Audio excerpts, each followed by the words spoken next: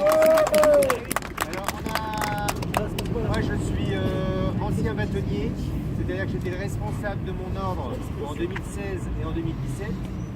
Si je suis venu ce matin rencontrer Max et quelques-uns d'entre vous chez Maître Lehing, c'est parce que effectivement j'estime qu'on a des points de convergence. Donc je n'ai pas qualité de parler au nom de l'ordre parce que je ne veux pas brusquer les sentiments des uns et des autres. La population elle est multiple et diverse, et ben l'ordre des avocats c'est pareil. L'ordre des avocats du barreau de Douai, il y a plein de gens différents. Bon, donc pour pas les brusquer, je ne parle pas et j'ai pas qualité de parler au nom de tous les avocats, mais à titre personnel, avec l'autorisation de mon bâtonnier, j'ai demandé à rencontrer des porte-paroles des Gilets jaunes parce que je pense qu'on a des convergences. Voilà. Et ma convergence, c'est le ras-le-bol. Je ne suis pas là pour demander à ce que Macron ou l'Assemblée nationale dégage. Je ne suis pas anarchiste et je ne dis pas que chez vous qu'il y a des anarchistes. C'est pas ça que je dis.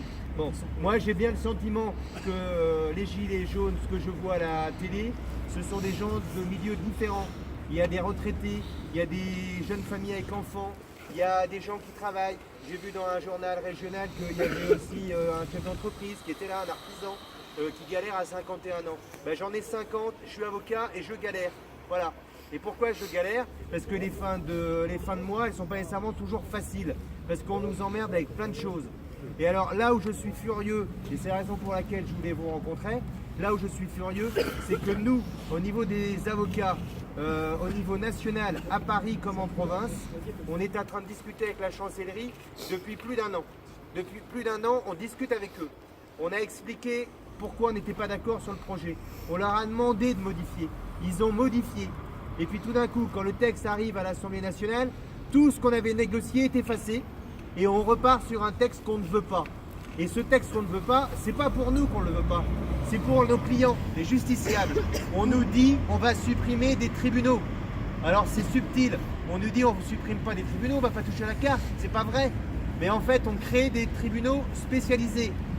Donc des tribunaux spécialisés, c'est nécessairement enlever à des tribunaux de pleine compétence certains de leurs domaines d'intervention. Et dans le projet de loi, on nous dit que les expérimentations qu'on ne veut pas, aujourd'hui les gens qui font appel du tribunal des affaires de sécurité sociale, c'est-à-dire les gens qui doivent se battre pour récupérer des indus de RSA, des indus de CAF, c'est pas les gens qui roulent sur l'or, c'est nos clients, c'est mes clients. Et bien ces gens-là, s'ils n'obtiennent pas gain de cause en première instance, ils doivent faire appel. Et maintenant, pour faire appel, ils doivent aller à Amiens. 115 km aller, 115 km retour. C'est inadmissible. Et dans le projet de loi présenté en catimini par la République En Marche en début de semaine, c'est que maintenant, ce regroupement, c'est plus 2 cours d'appel. C'est plus Douai-Amiens. C'est 5 cours d'appel. C'est-à-dire que le pauvre type qui doit défendre son dossier, et déjà il doit venir d'Avesnes ou de Valenciennes à Douai ou de Dunkerque, maintenant il devra aller à Bourges.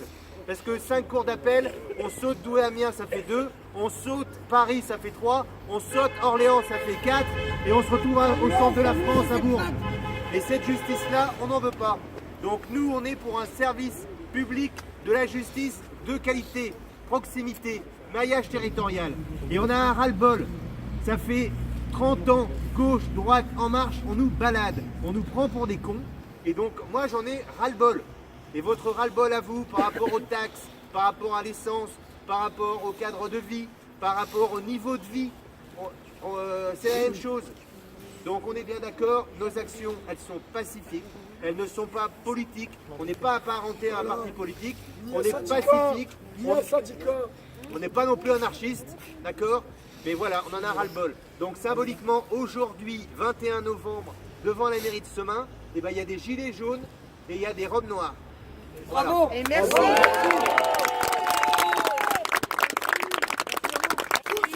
Tous ensemble, ouais, ouais. Tous ensemble, ouais, ouais. Tous ensemble, ouais, ouais. Super, merci à vous. Et moi j'ai envie de dire que voilà, derrière ces gilets jaunes, enfin sous les gilets jaunes, sous les robes, il y a des êtres humains, des citoyens. On est mus par la même idée, celle de disposer de notre droit de ne plus subir. Voilà. Et D'être libre. voilà, eh bien, elle symbolise la convergence de nos idées. Ouais.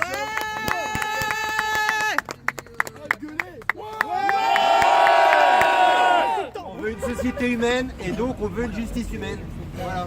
Et nous voulons que nos gouvernants nous écoutent. Voilà. Nous Tout en à fait. avons Voilà. assez de ne pas être écoutés. Il faut se souvenir que Macron, il y a eu une sorte d'union nationale, d'union populaire derrière lui. Ah ben nous voulons tout simplement qu'il nous écoute. C'est pas grand chose que d'être écouté. On ne peut pas être d'accord avec tout, mais tout au moins qu'on nous écoute et qu'on nous laisse le loisir de nous expliquer. Vous avez Et le même sentiment malheureusement, de trahison que nous, hein. Vous avez le même sentiment de trahison. On leur dit à un moment donné, au printemps, entendez-nous, les projets sont injustes. Les projets, on vous en propose d'autres. Nos instances nationales ont travaillé sur d'autres idées.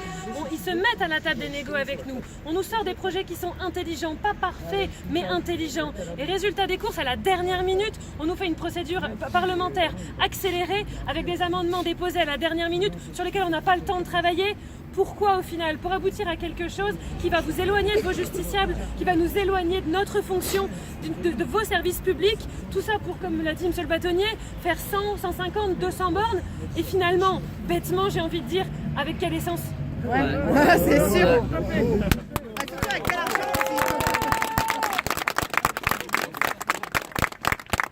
Que j'ai même envie de vous dire, au-delà, ce qui est en train de se passer en ce moment, c'est un message fort au gouvernement.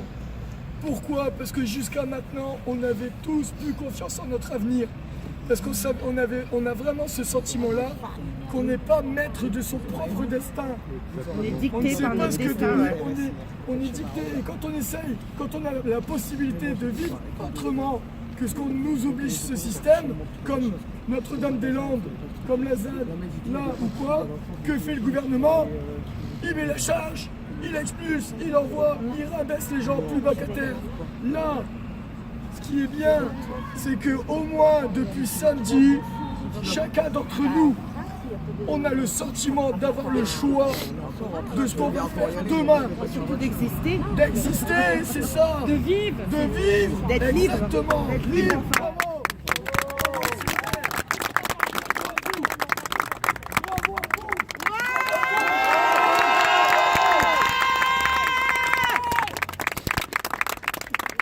Alors soyons forts, soyons unis. La lutte sera longue, mais on est prêt à la mener.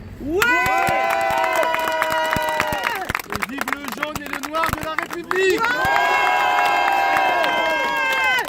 Vive les couleurs de la démocratie! Vive la liberté. Vive la fraternité. Vive la solidarité. Tous ensemble, tous ensemble. Tous ensemble, tous ensemble. Tous ensemble, tous ensemble. Quand on fait cette vidéo, je vais répéter sûrement quelque chose que je vous répète déjà depuis samedi, juste avant qu'on se mette à